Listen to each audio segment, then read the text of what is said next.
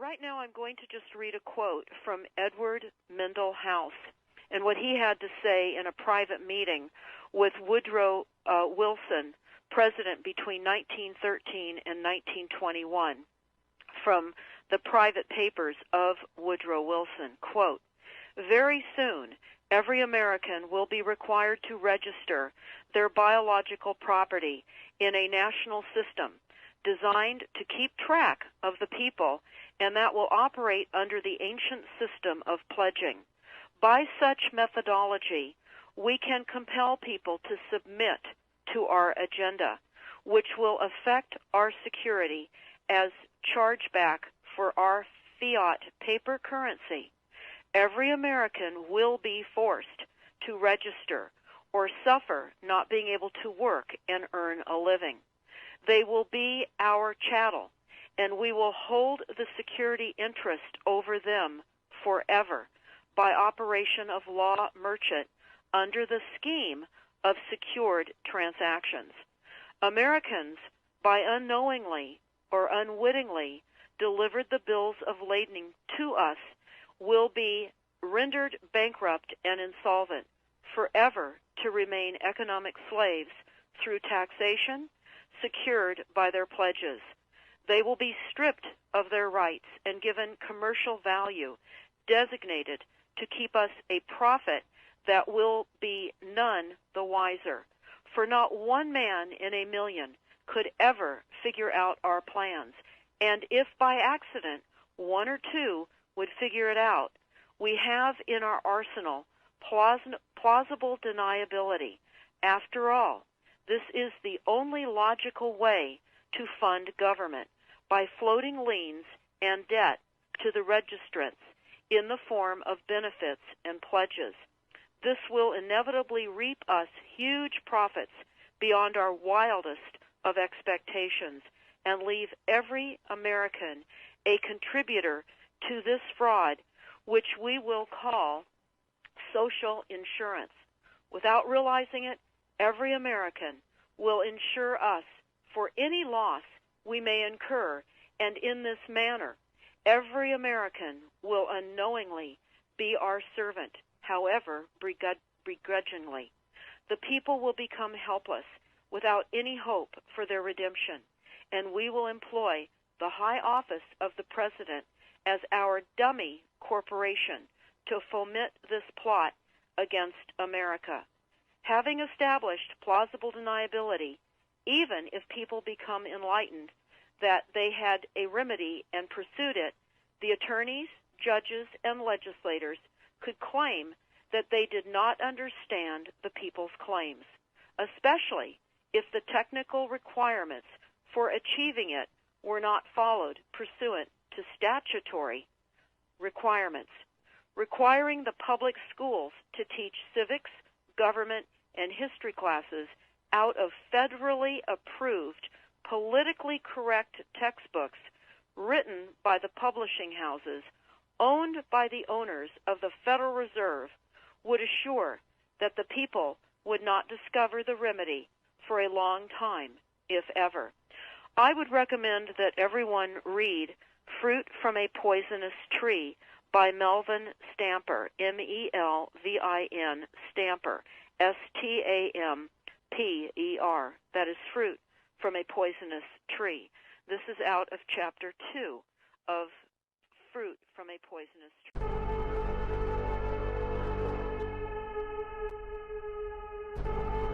With Nick Rockefeller was one where we expressed ideas to each other and thoughts and philosophies, and he wanted me to become part of what they were doing, and for me to become a member of the CFR, and offered various business opportunities for me to get involved in, and for me to not take up the fight or the battle that I've been taking up in the past, to drop that idea, because what was the point of my fighting for the people? Right, so I had a friend, Nick Rockefeller, okay, who was one of the Rockefeller family, and he, when I was running for governor in Nevada, he came to me, introduced himself to me through an attorney, and we became friends. We started talking about things, and I learned an awful lot from Mr. Rockefeller. And one of the things that we used to talk about was the ultimate plan of the banking industry, what they wanted to accomplish. And the goals of the banking industry, not just the Federal Reserve System, but the private banks in Germany and England, all over Italy, all over the world, they all work together. They're all central banks. And they're all part of the Communist Manifesto. You know, central banking is one of the major planks of the Communist Manifesto. We talk about America being a capitalistic country, but yet at the same time we have a central bank that plans everything for us, right? And the graduated income tax is another plank of the Communist Manifesto, right? So right there you have two major planks of the Communist Manifesto that have been brought in because of the Federal Reserve System, okay? So the ultimate goal that these people have in mind is the goal to create a one-world government run by the banking industry, run by the bankers, and they're doing it in sections. The European currency, the euro, and the European Constitution is one part of it. Now they're trying to do it in America with the North American Union, right? And they want to create a new currency called the Amero, right? And the whole agenda is to create a one-world government where everybody has an RFID chip implanted in them. All money is to be in those chips, right? There'll be no more cash. And this is given me straight from Rockefeller himself. This is what they want to accomplish. And all money will be in your chips. And so instead of having cash, anytime you have money in your chip, they can take out whatever they want to take out whenever they want to. If they say you owe us this much money in taxes, they just deduct it out of your chip digitally. Total control. Total control. And if you're like me or you, and you're protesting what they're doing, they can just turn off your chip. And you have nothing. You can't buy food. You can't do anything. It's total control of the people. And that chip's connected to a database that has your purchasing records, what you do, what everything. you sell. Everything is in there, you know? And so they want a one-world government controlled by them, everybody being chipped, all your money in those chips, and they control the chips, and they control people, and you become a slave. I met Rockefeller through a female attorney I knew who called me up one day and said, one of the Rockefellers would like to meet you. I had made a video called Mad as Hell, and he'd seen the video and wanted to meet me and knew I was running for governor of Nevada. So sure, I'd love to meet him. And I met him, and I liked him, and he was a very, very smart man. And we used to talk and share ideas and thoughts. And he's the one who told me 11 months before 9/11 ever happened that there was going to be an event. Never told him what the event was going to be, but there was going to be an event. And out of that event, we were going to invade Afghanistan to run pipelines from the Caspian Sea.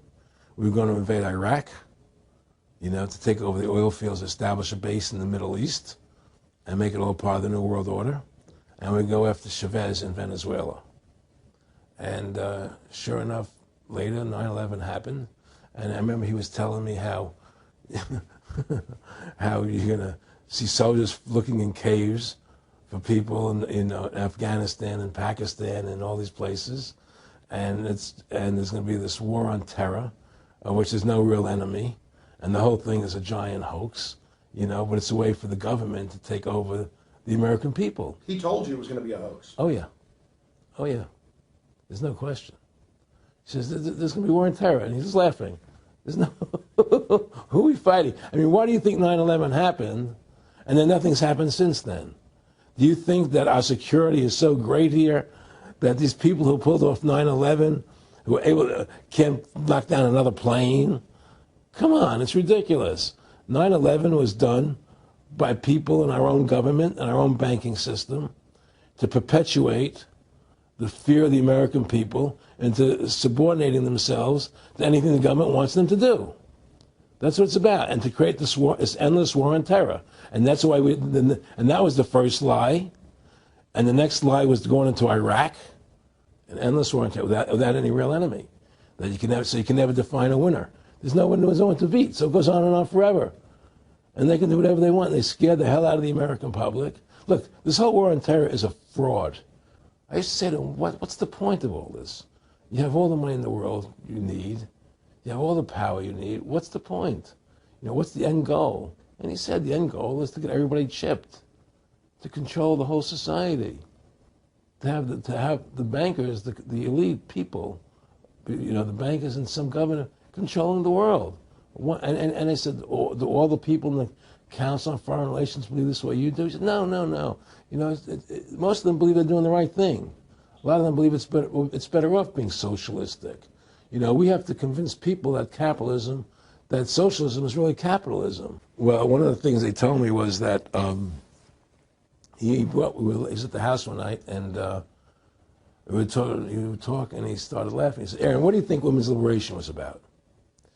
And I said, I had pretty conventional thinking about it at that point. I said, I think it's about women having the right to work, getting equal pay with men, just like they won the right to vote, And he started to laugh. He said, you're an idiot. And I said, why am I an idiot? He said, let me tell you what that was about. We, the Rockefellers, funded that.